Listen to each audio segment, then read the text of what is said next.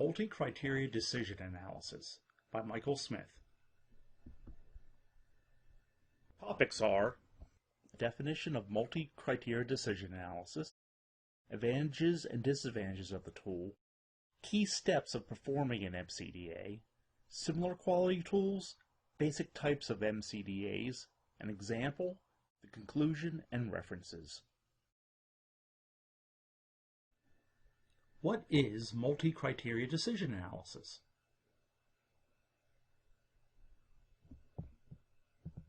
Anyone? Does anyone know? Hello? MCDA or MCDM, if you change the A to M for making instead of analysis, and you can also change the first M to multi or multiple, and then you can actually even call the whole thing multi-criteria evaluation or multi-attribute decision-making. Anyway, the definition of MCDA is the conjunction of three components: search, preference trade-offs, and interactive visualization. The first MCDM component is the search process over the space of possible solutions to identify the non-dominated solutions that compose the Pareto set. The second component is the preference trade-off process to select a single solution that then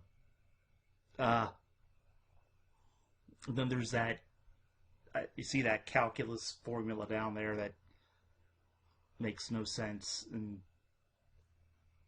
yeah. This is how I define MCDA. It's a tool used to help select options when there's no clear best choice. If there are multiple options with varying advantages and disadvantages that we'll call criteria, MCDA can assist in ranking them. It forces a group to decide what criteria is most important to them. And I personally believe the best way to understand MCDA is through examples. The advantages of the tool: if interpreted correctly, MCDA can clarify options and their potential consequences. It can be used as a legitimate logical rationale for making decisions. And equations can be modified relatively easy to show different criteria weights. Disadvantages: the results are only good as the data entered, garbage in, garbage out. And if you incorrectly make your model starting off, you're going to get bad data throughout and bad results. A deep study of MCDA requires expertise. MCDA is actually a field and not just a tool, like mathematics. And it is very, very easy to go down the MCDA rabbit hole and overanalyzing a situation. It gets so complex, and most businesses, they create these models specifically for just one purpose and nothing else. The key steps of MCDA: what is my objective and what are my options? Say I want to buy a car. My options? Well, I can get a Ford or a Chevy or any other type of vehicles. What are my criteria? Well, I want the car to be blue, I want all-wheel drive, and I want it to be cheap. How important are my criteria? Well, I want the car to be cheap, first of all, and then next I want it to have all-wheel drive. But having the car blue, having a blue car is more important to me than all-wheel drive. Next, I rate the options by criteria. Say I go to a Ford dealer and a Chevy dealer, and I see what they can do for me. Can they give me a blue all-wheel drive cheap car, or do I have to sacrifice something? Cost, color. Out of all this, then, I calculate the best option. Simple quality tools. Similar quality tools to MCDA would be the basic grid SWOT analysis and another grid decision matrix. Again, if you mess up the model from the very beginning, much like a Access database, the MCDA model becomes nothing better than a magic 8-ball. MCDA basic types: weighted sum, measurement of value, goals programming, and outranking. I would say each of these models is fairly similar to each other. We're not going to go into each one just because of time limitations, but I would stick with a basic MCDA model type. MCDA is not just a quality tool, it's a field, drawing from mathematics, economics, decision analysis, information technology, and software engineering. Here's our example. I chose the element of the PRM 613 team project, the annual PET event for this. One of the things Team Z did was buy t-shirts for all the volunteers. Now we had a meeting to discuss what the t-shirts would look like, the cost and the design, and this is how we came up with the answers. First, we decided on what criteria was important. Our t-shirts criteria were quality, cost, design, service and shipping, and smell of the t-shirt. We had 3 different businesses that we could purchase these t-shirts from: Bullshirt, T-Shirts and More, and t-shirt printers. These are our options. Next we decided on how important each of our criteria were, or criteria weight.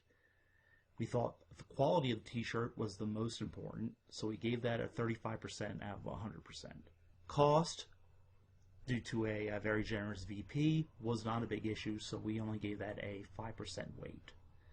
And then design, shipping, service and shipping, and smell all fell in the middle.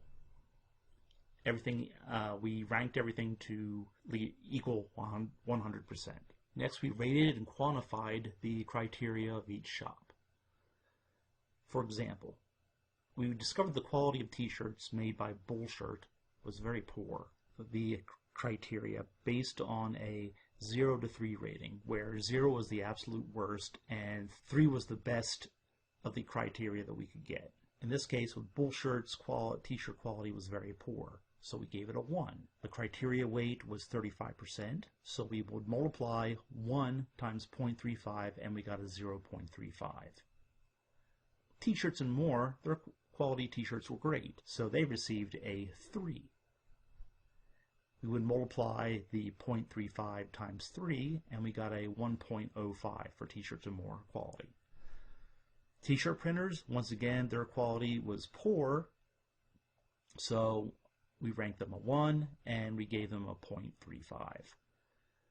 We went down through each of the criteria and did these calculations, and at the very bottom on the blue section we summed up all the quantifications. Bullshirt had the worst quantifications with a 0.95. T-Shirts and More had the best with a 2.60, and T-shirt printers was in the middle with a 1.95. From the data that we entered and our evaluation of the criteria, Team Z would go and buy the t-shirts from T-Shirts and More. However, if Team Z decided that cost had a weight of 35% and quality had a weight of 5%, this would change the calculations and the desirability of the businesses. By reversing the criteria weights of cost and quality, suddenly Bullshirt goes from a 0.95 up to a 1.6. I didn't print this out. T-Shirts and More dropped from a 2.60 to a 2, and T-shirt printers goes up to a 2.2.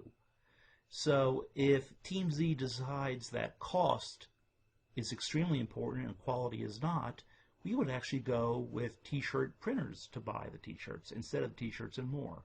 And as you can see, even though this is the most basic of the MCDA models, the weighted sum, you can see how the math can start getting a little confusing already. In conclusion, MCDA is a great decision tool when making multiple choices and having multiple criteria. MCDA is not just a tool, but is a discipline. Models can become very complex very quickly, and poor data can lead to incorrect conclusions. The best way to understand MCDA is through examples. The key steps are objectives, identifying objectives, criteria, the evaluation of the criteria, rating and quantification, and then calculating out the best option. A good MCDA model can be used to create what-if scenarios, such as we saw before, what if we would change the criteria evaluation of cost and quality for the t-shirts. I'm Michael Smith, and thank you for listening.